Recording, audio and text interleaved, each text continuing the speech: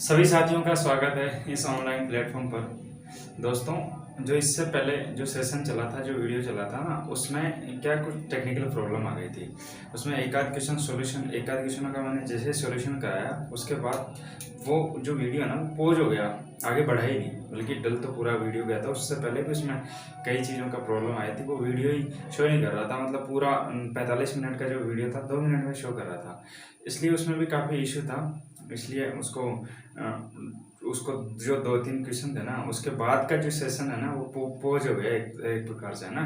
तो जो भी क्वेश्चन उसमें बचे थे, उस सेशन में जो भी क्वेश्चन बचे थे, मैं उनका आज सॉल्यूशन कराऊंगा ना।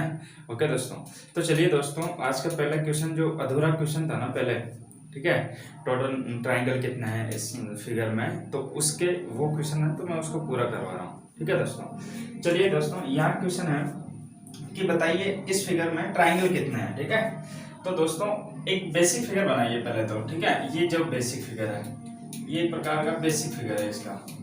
ठीक है, अगर इस बेसिक फिगर में मैं आपसे पूछूं कि बताइए मित्रों कि इसमें ट्राइंगल कितना है, ठीक है, इसमें ट्राइंगल कितना है, तो आप क्या बताओगे कि सर जितने इंडिविजुअल ट्राइंगल बन रहे हैं, 1 2 3 4, जितने इंडिविजुअल बन रहे हैं जस्ट उसका डबल। किसी ने पढ़ा है कि सर 1 2 3 4 4 लाइन है, तो 4 लाइन का जस्ट डबल कर दो, 8 ट्राइंगल बनते हैं इसमें, इस बेसिक फिगर में। तो मैं अगर बात करता हूँ इस फिगर की, ठीक है, ये जो ट्राइंगल दे रखा है, ये जो फिगर दे रखा है, इसमें टोटल ट्राइंगल कितना है, तो मित्रों आप सही कह रहे हो क्या कि सर इसमें टोटल ट्राइंगल जो होंगे ना, जो इंडिविजुअल जितने भी दिख रहे हैं ना, इंडिविजुअल कितने दिख रहे हैं, 1 2 3 और 4, जैसे इसका डबल कर दो वो टोटल ट्राइंगल हो जाएंगे। तो यहाँ से टोटल ट्राइंगल कितना है इस बेसिक फिगर में कि सर 8 है, 4 का दूना 8 हो गया ना। तो इसमें इस बेसिक फिगर में ट्राइंगल कितना है कि सर 8। अब मैं क्या कर रहा हूँ, इस बड़े ट्राइंगल को, सॉरी इस बड़े फिगर में इस छोटे फिगर को ऐड कर रहा हूँ। तो देखो ये बेसिक फिगर है, पहले तो ये बाहर का है ना, ये बना रहा हूँ, तो ये मैंने ये यहाँ बनाया, ठीक है, बना दिया ये पूरा, है ना, ये इस प्रकार से बना दिया। अब ये ऐसे क्रॉस भी हो रहा है, ठीक है, तो ये एक तो ये ऐसे क्रॉस हो गया, अब ये ऐसे क्रॉस होना बाकी है ना। तो अब मुझे बताओ, जो आपको क्वेश्चन दिया हुआ है उसमें कि यही फिगर आपको दिया हुआ है कि सर जस्ट हाँ, ठीक है, क्या बोलोगे आप कि सर हाँ यही फिगर दिया हुआ है। तो मुझे बताओ 8 तो उसमें थे पहले वाले में, ठीक है, और 8 इसमें छोटे वाले में, क्योंकि आकार ही तो बड़ा छोटा है, ट्राइंगल तो वही है सेम ही कि सर ये ट्राइंगल कितने कि ये 1 है, ये ट्राइंगल कितने कि सर ये भी 1 है। आकार बड़ा छोटा हो सकता है पर ट्राइंगल तो एक ही है ना। तो उसी हिसाब से मुझे बताइए दोस्तों, इस छोटे वाले में कितने ट्राइंगल होंगे कि सर इस छोटे वाले में भी वही 8 होंगे, ठीक है, कितने होंगे 8। अब मुझे बताइए दोस्तों, 8 8 दूनी 16 हो गए, क्या कुछ बेसिक ट्राइंगल है, बेसिक ट्राइंगल है कि सर है, बेसिक ट्राइंगल है। देखिए बेसिक ट्राइंगल कौन कौन से हैं वो उसके बाद करते हैं। तो मुझे बताइए ये वाला ट्राइंगल, ये वाला, क्या ये ट्राइंगल बन रहा है और एक्स्ट्रा, ठीक है, दोनों को जब आपने एड ऑन किया तो उससे ये बन रहा है, ठीक है। तो इसमें कितने ट्राइंगल है कि सर इसमें 3 है। कैसे, एक तो ये छोटा, एक ये वाला और एक ये पूरा, 3 तो यहाँ है और एक यहाँ है और एक यहाँ है, ठीक है ना। तो 3 4 और 5, तो आप इसमें क्या करो 5 और जोड़ दो, कितने जोड़ दो 5 और जोड़ दो। तो मुझे बताओ अब कितने हुए कि सर इसमें हुए 21, ठीक है, 21 हुए। 21 से ज्यादा कोई ऑप्शन ही नहीं है, तो आप यहाँ से बस यही रोक दो इसको, है ना, आप आगे गिनो ही मत हो। तो मैक्सिमम आंसर पर आप पहुंचने के बाद क्या करोगे, बस गिनना बंद कर दो, वही आपका आंसर होगा, ठीक है। तो यहाँ 21 ट्राइंगल होंगे दोस्तों। तो ये क्वेश्चन है, बहुत बेहतरीन क्वेश्चन है, तो आपको समझ में आया होगा, उम्मीद है मुझे भी, ठीक है। चलिए मित्रों आगे क्वेश्चन देखते हैं। आगे का नेक्स्ट क्वेश्चन है वो इस प्रकार से दे रखा है कि इसमें बताइए इस फिगर में कितने ट्राइंगल, इसमें क्वाड्रिलेटरल है, मतलब चतुर्भुज है, इसमें कितने चतुर्भुज है। तो देखिए कितने चतुर्भुज है,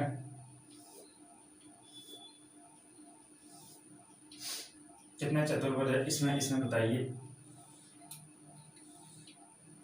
ऐसे ही आपको बेसिक फिगर दिया हुआ है, इसमें आपसे पूछा जा रहा है कि इसमें कितने चतुर्भुज हैं, ठीक है। तो अब मुझे एक चीज बताइए, अब इसमें आप कितने चतुर्भुज हैं उसको कैसे निकालोगे। आपको क्या करना है कि ये जो स्तंभ, जो कॉलम दे रखा है ना, इसको काउंट करो, 1 2 3 4 5, 5 तो इसमें कॉलम दे रखे हैं, रो कितने दे रखी है, 1 2 3 और 4, 4 इसमें क्या दे रखा है, रो, सॉरी 3 ही दे रखा है ना, 3 ही दे रखा है, ओके, 3 ही दे रखा है इसमें। अब मुझे आप चीज बताइए कि बताइए इसमें कितने क्वाड्रिलेटरल है, चतुर्भुज है। तो मित्रों आप इसमें क्या करोगे कि जो भी कॉलम दे रखे हैं ना, कॉलम के नंबर, इन सभी को ऐड कर लो। कहने का तात्पर्य यह है कि सम ऑफ, ठीक है, सम of column,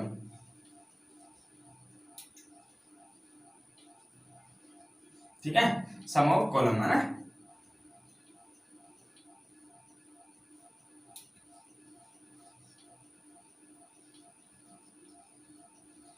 some of column और सम ऑफ कॉलम इनटू क्या करोगे आप, सम ऑफ रो, सम ऑफ रो। इसका मतलब है कि जितने भी नंबर आपको दिया हुआ 1 2 3 4 5, कितने कॉलम है, 5, इन सभी का योग कर लो। कि सर सभी का योग करोगे ना तो 1 2 3 4 और 5, इन सभी का योग करोगे तो इस प्रकार से आएगा। इनटू क्या करोगे आप, अब सम ऑफ रो कितनी है, 3, 1 2 और 3, जब इन सभी का आप गुणा करोगे ना आपस में, तो यहाँ कितना हो रहा है कि सर ये 6 हो रहा है, और यहाँ कितना हो रहा है, यहाँ कितना हो रहा है कि सर यहाँ हो रहा है ये 5 × 6 डिवाइड बाई 2, तो ये हो गया 15, ठीक है। वैसे भी आप जोड़ सकते हो 9 12 और 3 15 ना, तो 15 से कितना हुआ, 90। तो यहाँ चतुर्भुज की जो संख्या आपसे जो चतुर्भुज की संख्या जो आपसे यहाँ निकली है वो दोस्तों कितनी निकली है कि सर वो निकली है 90, ठीक है। तो आप इसमें यही करना है कि सम ऑफ मतलब जितने भी कॉलम है उनका योग कर लीजिए और जितने भी रो है उनका योग कर लीजिए, ठीक है। जो भी नंबर है आप उनको क्या कर दिए, आपस में गुणा कर दीजिए, आपके टोटल चतुर्भुज निकल के आ जाएंगे दोस्तों, ठीक है। चलिए इसमें हो सकता है कुछ कॉलम की स्पेलिंग मिस्टेक हो, तो ये तो इंग्लिश का थोड़ा सा है, ठीक है। कॉलम को बोलते हैं स्तंभ, ठीक है, और रो को बोलते हैं पंक्ति, ओके।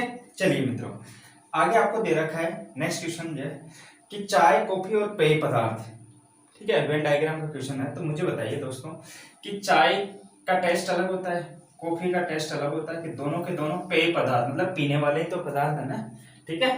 तो ये है चाय, आप इसको चाय से ले सकते हो, इसको कॉफी बना सकते हो, ठीक है। और ये पूरा का पूरा क्या है, पेय पदार्थ, मतलब पेय पदार्थ पीने वाले, दोनों के दोनों पीने वाली चीज है, ठीक है। पेय का मतलब पीने वाली चीज है, दोनों के दोनों, ठीक है। पर चाय अलग होती है, कॉफी अलग होती है, और दोनों के दोनों क्या है, पेय पदार्थ, ठीक है। चलिए तो मित्रों आगे क्वेश्चन दे रखा है कि नेक्स्ट क्वेश्चन है कि 40 बच्चों की एक पंक्ति में P बाएं छोर से 13वां स्थान है। अब दोस्तों इसमें क्या दे रखा है कि P का जो स्थान दे रखा है ना, P का जो स्थान है वो बाएं छोर से, इस P का स्थान बाएं छोर से कितना दे रखा है, 13, ठीक है। बाएं छोर ये है तो यहाँ से कितना दे रखा है, P का स्थान बाएं छोर से 13 दे रखा है। आगे क्या दे रखा है, बाएं छोर से 13वां स्थान है किसका, P का, और Q दाएं छोर से 9वां स्थान है, ठीक है। Q जो है वो दाएं छोर से कितना स्थान है दोस्तों, दाएं छोर से Q जो है वो 9वां स्थान है। अब आगे क्या दे रखा है, तो यदि R Q के दाईं ओर हो, R जो है वो Q के दाईं ओर है, दाईं ओर चौथा है, ये R जो है Q के दाईं ओर चौथा है, ठीक है, चौथा है। तो P और R के बीच में कितने कैंडिडेट है ना, कितने बच्चे हैं P और R के बीच में। तो दोस्तों अब यहाँ से क्या है कि जो R है ना वो Q के बाएं बैठा है, जो R है वो Q के बाएं बैठा है। तो पहले ये ज्ञात करो कि Q बाएं छोर से कितना है, ये तो दाएं छोर से 9 है, तो बाएं छोर से कितना है। तो आपको पता है कि एक फॉर्मूला है, कुल व्यक्ति कैसे निकालते हैं, कुल व्यक्ति कैसे निकालते हैं कि यहाँ से देखो या तो लेफ्ट, ठीक है, लेफ्ट प्लस राइट -1, तो कुल कैंडिडेट ये माइनस का 1 उधर जाएगा, तो अभी यहाँ कुल तो कितना है 40, ये माइनस का उधर आएगा, किधर, इधर, पक्षांतर करोगे तो प्लस का 1 हो जाएगा बराबर। अब Q का अगर स्थान, Q का राइट दे रखा है, ये Q का राइट दे रखा है कितना, 9वां, मतलब Q जो है वो दाएं छोर से 9वां है, तो बाएं छोर से क्या होगा। तो मुझे बताइए दोस्तों कि यहाँ दाएं छोर से तो दे रखा है, बाएं छोर से क्या होगा। तो यहाँ 41 में से आप देखो माइनस करोगे, 9 को इधर पक्षांतर करोगे, तो यहाँ लेफ्ट का मतलब है बाएं छोर से, तो बाएं छोर से मुझे बताइए कि कितना स्थान आया है ये, बाएं छोर से सर 32 स्थान आया है। कितना आया है? 32वां स्थान आया है। कौन? ये क्यू। तो मैं आपको एक चीज बताना चाह रहा हूं दोस्तों कि यहाँ कुल व्यक्ति कैसे निकालते हैं कि हमेशा जो भी व्यक्ति होते हैं उसमें एक एक्स्ट्रा कर दो, और एक एक्स्ट्रा करने के बाद अगर दायां दे रखा है तो उसमें से घटा दो दाएं को, बाएं का स्थान निकल के आ जाएगा। ठीक है, और अगर बाएं का दे रखा है तो बाएं का उसमें से घटा दो, दाएं का निकल के आ जाएगा। तो यहाँ दोस्तों कितना दे, क्यू जो दे रखा है वो, क्यू जो दे रखा है वो दाएं छोर से 9 दे रखा है, तो बाएं छोर से कितना होगा? कुल कैंडिडेट 40 है, उसमें एक एक्स्ट्रा कर दो 41। 41 में आप ये 9 घटा दो दोस्तों तो कितना आएगा? 32। इसका मतलब मैं कह सकता हूँ कि क्यू जो बाएं छोर से कितना है? 32वां स्थान है। तो मैं इसको बाएं छोर से 32वां हो सकता है, यहाँ हुआ होगा ना। तो यहाँ है कौन? क्यू। ये किस स्थान पर है? कि सर ये है 32वां स्थान पर। कितना पर? 32 स्थान पर है ना, 32वां स्थान पर, ऐसा मान लो आप। चलिए मित्रों, आगे आपको दे रखा है, और जो आर है ना, आर इस क्यू के दाएं चौथा है। आर जो है इस क्यू के दाएं चौथा है, यहाँ है, मान के चलो ये आर जो है वो यहाँ है, और इस क्यू के बाएं है ये चौथा, तो इसका मतलब है कि यहाँ ये बाएं चौथा है। ठीक है, इस प्रकार से ये बाएं क्या है? चौथा है। ओके दोस्तों, मैंने चौथे स्थान पर किसको बिठा दिया? आर को बिठा दिया। ओके, समझ पा रहे हो मेरी बात? अब मैं क्या बोल रहा हूं, ये क्वेश्चन में बोला जा रहा है कि बताइए मित्रों कि P और R के मध्य कुल कितने व्यक्ति हैं। तो मुझे बताइए एक चीज, आप मुझे ये बता दो कि P और Q के मध्य कुल दूरी कितनी है? P और Q के मध्य कुल दूरी कितनी है? कुल दूरी कितनी है? कुल दूरी कितनी है P और Q के मध्य? तो सर P यहाँ से स्टार्टिंग पॉइंट से ये तो 13वां स्थान है, स्टार्टिंग पॉइंट से ये 32वां स्थान है। तो इन दोनों के अगर मध्य की चर्चा करें, डिस्टेंस अगर इन दोनों के मध्य की निकालें दूरी, तो 32 में से 13 घटाओगे तो कितना आएगा दोस्तों? 19 आएगा। कि सर P और Q इसके मध्य की जो दूरी है ना वो कितनी है दोस्तों? 19 है। कितनी है? 19 है। और मुझे बताइए ये कितना है? Q और R के मध्य की दूरी कितनी है? कि 4 की। तो मुझे बताइए ये कितना रहेगा, फिर इसकी दूरी कितनी हो जाएगी? सर 19 में से 4 को घटा दो ना, कितना आ जाएगा? 15 आ जाएगा। तो P और R के मध्य की जो दूरी निकल के आई है वो कितनी निकल के आई है दोस्तों? 15। तो ये आपकी दूरी निकल के आई है। तो दूरी में से व्यक्तियों की संख्या पूछ रहा है आपसे, कितने व्यक्ति हैं उन दोनों के बीच में। तो हमेशा दूरी में से जब आप दूरी में से एक को घटाओगे, मतलब दूरी में से एक कम कर दो, तो वो आपकी व्यक्तियों की संख्या निकल के आ जाएगी। किसकी संख्या? व्यक्तियों की संख्या निकल कर आ जाएगी मित्रों। ओके, चलिए दूरी कितनी है? कि सर इन दोनों के मध्य ही तो पूछा जा रहा है, P और Q के मध्य। तो P और R के मध्य ही तो दूरी पूछी जा रही है आपसे, P और R के मध्य। तो यहाँ की दूरी कितनी है? कि सर 15 है। 15 में से 1 माइनस करोगे तो कितना आएंगे? 14 आएगा। और 14 ही क्या हो जाएगा होगा दोस्तों आपका आंसर। इसका मतलब मैं कह सकता हूं कि P और R के मध्य कितने बच्चे हैं? कि वो है सर 14। ठीक है, तो मित्रों इसको आपने इस प्रकार से बेसिक फिगर बनाकर इस क्वेश्चन को सॉर्ट आउट किया। बस आप ये चीज समझ लो कि जितनी दूरी होती है उससे एक कम कर दो, वो व्यक्तियों की संख्या निकल के आ जाएगी। मुझे बताओ कि P और Q के मध्य कितने व्यक्ति हैं? कि सर यहाँ तो दूरी तो 19 है, 19 में एक कम कर दो 18। इन दोनों के मध्य कुल कितने कैंडिडेट हैं? 18 कैंडिडेट हैं। ओके, तो आप इस प्रकार से इस क्वेश्चन को कर सकते हो कि दूरी में से एक कम करोगे तो व्यक्तियों की संख्या होगी। चलिए मित्रों, आगे आपको दे रखा है, आगे क्या दे रखा है कि निम्न में विषम छांटिए। अब निम्न में से विषम छांटिए, तो मुझे बताइए दोस्तों कि क्या इसमें विषम मतलब क्या चारों ऑप्शन में से क्या एक ऑप्शन अलग है, डिफरेंट है ना? तो तब मुझे बताइए दोस्तों, क्या मुझे ये बी ऑप्शन दिख रहा है? क्या मुझे बताओ, क्या 441 क्या डिफरेंट है मतलब इन तीनों ऑप्शन से? कैसे? कि ये परफेक्ट स्क्वायर नंबर है। क्या है ये? पूर्ण वर्ग संख्या है एक प्रकार से ये, बाकी कोई सी भी संख्या पूर्ण वर्ग नहीं है। ये किसका वर्ग है? कि ये है सर 29 का वर्ग है। किसका वर्ग है? वर्ग किसका वर्ग है? ये 29 का वर्ग है। केवल यही एक संख्या है इसमें चारों ऑप्शन में जो परफेक्ट स्क्वायर है, परफेक्ट स्क्वायर नंबर है। बाकी कोई भी संख्या एक पूर्ण वर्ग संख्या नहीं है। ओके, चलिए मित्रों, तो ये चीजें आपको समझ में आई होगी, है ना? चलिए आगे देखो, आगे क्या दे रखा है। यदि 1980 में भारत का गणतंत्र दिवस शनिवार को पड़ता है तो एक्स का जन्मदिन 3 मार्च 1980 को हुआ, मतलब एक्स 3 मार्च 1980 को हुआ है और वाई एक्स से 4 दिन उम्र में बड़ा है, तो वाई का जन्मदिन किस दिन होगा दोस्तों। बहुत लाजवाब क्वेश्चन है, बहुत बढ़िया क्वेश्चन है। यहाँ क्वेश्चन ये बोल रहा है कि 3 मार्च, कितने को, 3 मार्च, 3 मार्च को, 3 मार्च 1980 को, 3 मार्च 1980 को कौन पैदा हुआ है भाई, एक्स का जन्मदिन है। एक्स का क्या है, जन्मदिन, जन्मदिन है। किसका जन्मदिन है, एक्स का जन्मदिन है 3 मार्च 1980 को। ये किस बार को पैदा हुआ पता ही नहीं है, ठीक है।